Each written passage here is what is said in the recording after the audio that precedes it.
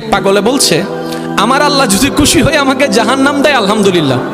এবার শিক্ষিত সমাজ যারা আমাদের মতো কিছু আছে না, বেশি পণ্ডিত, এবার যাই বলতেছে সবাই চাই জান্নাতে যাইতে, এই পাগলে চাই জাহান্নামে যাইতে। কত বড় গাদা। পাগলে মুস্কি হেসে বলে যায়, হ্যাঁ ঠিকই বলছেন, আপনাদের মতো সুস্থ আমি হতে চাই না, এই পাগলেই থাকতে চাই। এবার তাদের একটু টনক লটলো, কই কেন? সবাই চাই জান্নাত, তুমি চাচ্ছ জাহান্নাম। বলে যে ভাইয়ারা, আপনারা মনে হয় আমার কথাটা খেয়াল করেন নাই। আমি বলেছি আমার রব যদি খুশি হয়ে, আমার রব যদি খুশি হয়ে আমাকে জাহান্নাম দেয়, আমি সেটাও নিতে রাজি।